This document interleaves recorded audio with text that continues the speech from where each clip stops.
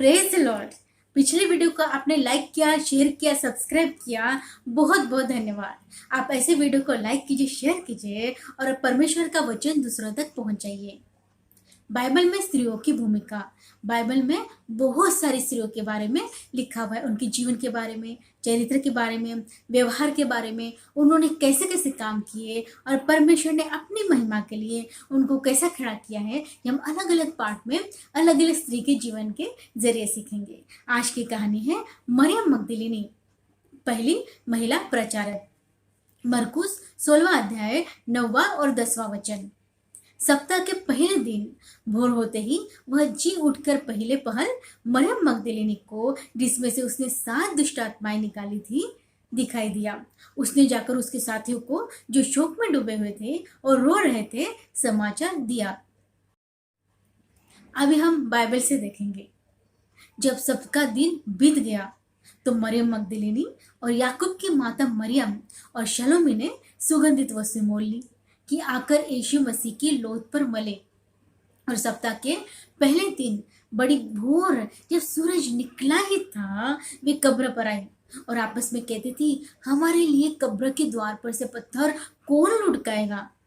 जब उन्होंने आंख उठाई तो देखा कि पत्थर लुढ़का हुआ है, क्योंकि वह बहुत ही बड़ा था। और कब्र के भीतर जाकर प्रभु यीशु की लोथ को न पाया। जब वे इस बात से भौचक्की हो रही थी, देखो 2 पुरुष झलकते वस्त्र पहने हुए उनके पास खड़े हुए और वह चकित हुई। उन्होंने से कहा, चकित मत हो, तुम यीशु नासरी को जो क्रूस पर चढ़ाया गया है ढूंढती हो। वह यहाँ नहीं, परंतु जी उठा है। मरियम मगदलिनी कब्र के बाहर रोती रही और पीछे मुड़कर उसने यीशु को खड़ा देखा और न पहचाना कि ये यीशु है। यीशु ने से कहा, हे नारी, क्यों रोती है, किसको ढूंढती है। उसने माली समझकर उससे कहा, हे महाराज, यदि तूने उसे उठा लिया है तो मुझसे कहा कि उसे कहाँ रखा है और मैं उसे ले जाऊंगी। यीशु ने से कहा, मरियम। उसने पीछे फिर कर उसे इब्रानी में कहा, रब्बुनी, अर्थात हे गुरु।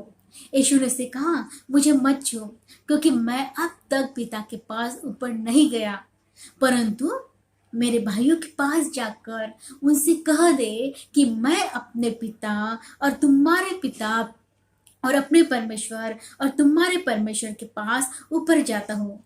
मरियम मगदलिनी ने जाकर चेलों को बताया कि मैंने प्रभु को देखा है और उसने मुझसे ये बातें कही। अब हम ये देखेंगे परमेश्वर इन वचनों से हमसे क्या बात करना चाहते हैं, हमें क्या सिखाना चाहते हैं। बाइबल के नया नियम में मरियम नाम की 6 स्त्रियां हैं, जिनमें से मरियम मगदलिनी एक है। कफरनहूम और तिब्रियास के मध्य में मगदला नामक एक छोटा नगर है। वहां की मरियम रहने वाली थी, इस वजह से उसका नाम मरियम मगदलिनी पड़ा। यीशु मसीह ने मरियम मगदलिनी में से 7 दुष्ट आत्माएं निकाली थी। यीशु मसीह की सेवकाई में कुछ स्त्रियां भी थीं, जिनमें से मरियम मगदलिनी, हेरोदेस के भंडारी खोजा की पत्नी योहन्ना और सुसन्ना और बहुत सी स्त्रियां थीं, जो अपनी संपत्ति से आर्थिक तौर से सहायता करती थी। यीशु मसीह अपने 12 चेलों के साथ नगर नगर, गांव गांव जाकर प्रचार करते थे। जब ये लोग गलील में आते थे, तब सारी स्त्रियां उनके साथ सेवा करने आती थी। परंतु यीशु मसीह को जब पकड़वाया गया, उनको क्रूस पर लटकाया गया और जब वह जी उठे, इन सारी घटनाओं में 12 चेले यीशु को छोड़कर भाग गए थे। यहूदा इस्करियोती ने 30 चांदी के सिक्कों के लिए यीशु मसीह को पकड़वाया। पतरस ने मुर्ग के बाग देने के पहले 3 बार यीशु मसीह का इनकार किया। जब सैनिकों ने गत्समनी बाग में यीशु को पकड़ा, तब चेले भाग गए। यीशु मसीह के जीवित होने के बाद किसी चेले ने विश्वास नहीं किया। थोमा ने कहा, जब तक मैं उसके हाथों में कीलों के छेदों में अपनी उंगली न डालूं और उसके पंजर में अपने हाथ न डालूं, तब तक मैं विश्वास न करूंगा। परंतु स्त्रियां प्रभु यीशु मसीह के क्रूस पर जड़ाए जाने से लेकर उनके पुनरुत्थान तक यीशु मसीह के साथ थी। यीशु मसीह ने क्रूस पर अपना प्राण त्याग दिया। उस वक्त गलील से आई हुई स्त्रियां, जिसमें मरियम मगदलिनी भी थी, दूर खड़ी हुई सब देख रही थी। यीशु मसीह का एक गुप्त चेला अरमतिया का यूसुफ, एक प्रतिष्ठित मंत्री भी था। उसने पिलातुस से विनती की कि यीशु मसीह की लोथ वो ले जाए, और उस स्थान पर जहां यीशु क्रूस पर चढ़ा गया वह एक बारी थी, और उस बारी में नई कब्र थी। वहां यीशु मसीह को रखा उसने। और जो स्त्रियां गलील से आई थी उनमें मरियम मगदलिनी भी थी, जिसने पीछे पीछे जाकर उस कब्र को देखा। और सप्ताह के पहले दिन मरियम मगदलिनी और स्त्रियां यीशु मसीह के लोथ पर सुगंध द्रव्य लगाने आई, और वे सोच रही थी, कब्र का बड़ा पत्थर हमारे लिए कौन हटाएगा। स्त्रियां जो सोच रही थी, उनके सोचने से बढ़कर प्रभु ने वहां काम किया। जब वह कब्र पर पहुंची तो पत्थर पहले से ही हटा हुआ था, और यीशु मसीह जी उठे थे। व्यवस्था विवरण 6 अध्याय 5वां वचन, मत्ती 22वां अध्याय 37वां वचन, लूका 10वां अध्याय 27वां वचन। इन वचनों में यह लिखा है, उसने उससे कहा, तू परमेश्वर अपने प्रभु से अपने सारे मन और अपने सारे प्राण और अपनी सारी बुद्धि के साथ प्रेम रख। मरियम प्रभु यीशु मसीह से अपने सारे मन, प्राण, बुद्धि से प्रेम करती थी। और यीशु मसीह जी उठने के बाद सर्वप्रथम मरियम मगदलिनी को अपना दर्शन दिया कि वो जीवित है, और यह समाचार अपने चेलों को और अन्य लोगों को बताने को कहा। जब कोई विश्वासी परमेश्वर से प्रेम करते हैं तो वे बुराई और अपराधी स्वभाव से दूर हो जाते हैं। जिनके मन शुद्ध है वे परमेश्वर को देखेंगे। मरियम मगदलिनी ने यीशु को देखा, उससे बातें की और सुसमाचार की सेवकाई को पाया।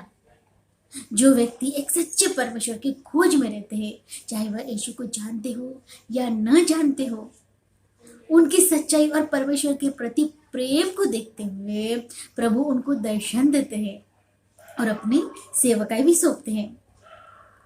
जैसे हम साधु सुंदर सिंह के जीवन में देख सकते हैं। पहले वह मसीह विरोधी थे, बाद में उन्होंने सच्ची शांति देने वाले परमेश्वर को ढूंढना शुरू किया और प्रभु यीशु ने उन्हें दर्शन दिया। उसके बाद से वह प्रभु के सुसमाचार को लेकर लोगों को सुनाने बहुत कठिन जगह गए, जोखिम भरी जगह गए। वो सच्चा और जीवित परमेश्वर यीशु मसीह ही है, और जो सच्चे मन से प्रभु को ढूंढते हैं, यीशु मसीह उनको दर्शन देते हैं। दूसरा कुरिन्थियों 5वां अध्याय 18 और 19वां वचन। ये सब बातें परमेश्वर की ओर से है, जिसने मसीह के द्वारा अपने साथ हमारा मेल मिलाप कर लिया और मेल मिलाप की सेवा हमें सौंप दी है। अर्थात परमेश्वर ने मसीह में होकर अपने साथ संसार का मेल मिलाप कर लिया और उनके अपराधों का दोष उन पर नहीं लगाया, और उसने मेल मिलाप का वचन हमें सौंप दिया है। यह परमेश्वर ने अपने पुत्र यीशु मसीह को संसार में इसलिए भेजा ताकि जगत उसके द्वारा उद्धार पाए और परमेश्वर को मसीह के द्वारा संसार से संबंध बन जाए। क्योंकि यह परमेश्वर पाप और पापों में जीवन जीने वाले लोगों के विमुख रहते हैं, परंतु जब पापों में जीवन जीने वाले लोग यीशु मसीह पर विश्वास करके उद्धार पाते हैं, तब उस व्यक्ति का मेल मिलाप संबंध यीशु मसीह के साथ साथ यह परमेश्वर के साथ भी बन जाता है। हमें कौन सा सुसमाचार अन्य जाति में सुनाना है? परमेश्वर के साथ मेल मिलाप का सुसमाचार अन्य जाति में सुनाना है। मेल का अर्थ है परिवर्तन। मेल मिलाप में एक परिवर्तित संबंध है। हमारे अपराधों के लिए यीशु मसीह ने क्रूस की मृत्यु सह ली ताकि हमारे अपराध हमारे विरुद्ध गिने नहीं जाए, परंतु प्रभु यीशु के पवित्र लहू से हमारे अपराध धुल जाए, क्षमा किए जाए। पाप रहित उद्धारकर्ता ने हमारे पापों को उठा लिया ताकि हमें परमेश्वर की धार्मिकता मिल सके, और परमेश्वर ने मसीह में होकर अपने साथ संसार का मेल मिलाप कर लिया। संसार में बहुत सारी जाति के लोग रहते हैं, और जो व्यक्ति प्रभु यीशु पर विश्वास करता है वही उद्धार पाता है। उसके हृदय का परिवर्तन होने की वजह से वह व्यक्ति परमेश्वर के साथ मेल मिलाप के संबंध में प्रभु के पवित्र परिवार में परिवर्तित हो जाता है, और यही मेल मिलाप की सेवा प्रभु ने हमें सौंप दी है, और उसने मेल मिलाप का वचन हमें सौंप दिया है। कुलुस्सियों 1:20 और उसके क्रूस पर बहे हुए लोगों के द्वारा मेल मिलाप करके सब वस्तुओं का उसी के द्वारा से अपने साथ मेल कर ले, चाहे वे पृथ्वी पर की हो या चाहे स्वर्ग में की हो। जो लोग बुराई और अपराध में जीवन बिताते हैं वे प्रभु से दूर रहते हैं, परंतु जब उनके पास प्रभु के मेल मिलाप का वचन, जो कि यह है, पवित्र शास्त्र के वचन के अनुसार यीशु मसीह हमारे पापों के लिए मर गया और गाड़ा गया, और पवित्र शास्त्र के अनुसार तीसरे दिन जी उठा, यह सुसमाचार हमें सुनाया जाता है। दूसरे अन्य जाति में हम ये सब सुनाते हैं। तब लोग अनंत जीवन देने वाले प्रभु यीशु मसीह पर विश्वास करते हैं, अपने पापों का प्रायश्चित करते हैं, अपने किए हुए अपराधों की क्षमा मांगते हैं। तब प्रभु यीशु मसीह क्रूस पर बहे हुए लहू के द्वारा उनके पापों को ढांप देता है और धो देता है, उनको उद्धार देता है।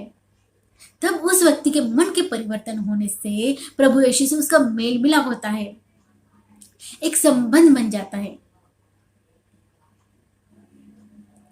यीशु मसीह में विश्वास के द्वारा ही लोगों का परमेश्वर के साथ मेल मिलाप होता है, और जब विश्वासी का प्रभु के साथ मेल मिलाप होता है तब परमेश्वर का आत्मा पाप और मृत्यु के अधिकार से उन्हें स्वतंत्र कर देता है। उदाहरण में हम देख सकते हैं पौलुस के जीवन के बारे में। पौलुस यीशु मसीह को एक साधारण व्यक्ति समझता था और प्रभु के चेलों को घात करने और धमकाने की धुन में रहता था, परंतु जब प्रभु यीशु ने उसको दर्शन दिया तब उसके मन का परिवर्तन हुआ, उसकी जीवन शैली में परिवर्तन आ गया, और वह यीशु मसीह का सेवक बन गया, सुसमाचार प्रचारक बन गया, और उसने नया नियम की 13 पत्रियां लिखी। यीशु मसीह ने पृथ्वी पर 3.5 साल तक सेवकाई करी। मृत्यु से जी उठने के बाद यीशु मसीह स्वर्ग जा सकते थे, परंतु 40 दिन तक वह अपने चेलों के बीच में रहकर सेवकाई करते रहे।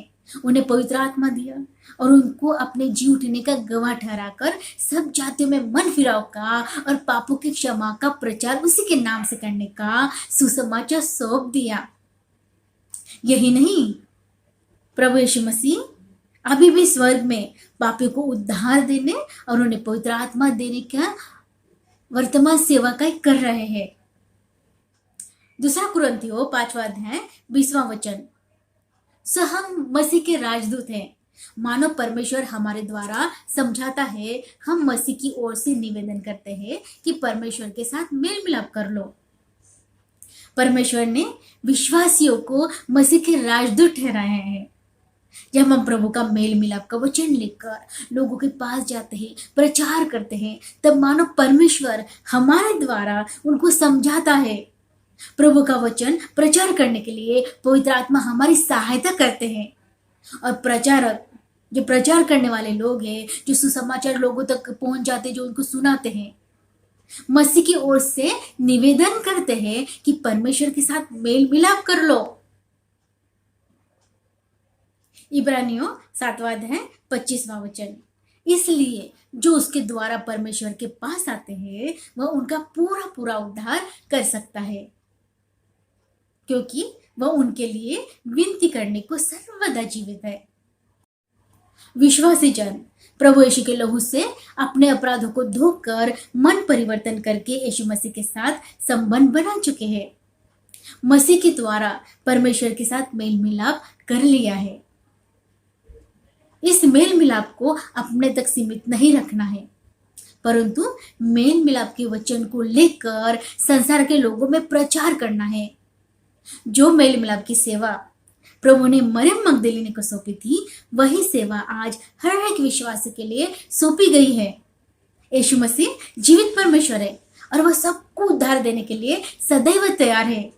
संपूर्ण मानव जाति और अन्य जाति दोनों ही को परमेश्वर के साथ मेल मिलाप करने की आवश्यकता है, क्योंकि सभी समान रूप से पाप के अधिकार में है। यीशु मसीह से सब पापियों का मेल मिलाप होगा, तभी क्यों उन्होंने अपराध, वासनाएं, व्यसन, अंधकार की बातें संसार से दूर हो जाएगी और प्रभु का राज्य स्थापित होगा। यीशु मसीह मन का, हृदय का परिवर्तन करते हैं, किसी के धर्म, जाति, कुल का परिवर्तन नहीं करते। भजन संहिता 75 अध्याय 9वां वचन, परंतु मैं तो सदा प्रचार करता रहूंगा, मैं याकूब के परमेश्वर का भजन गाऊंगा। परमेश्वर इस वचन से आशीषित करे। धन्यवाद।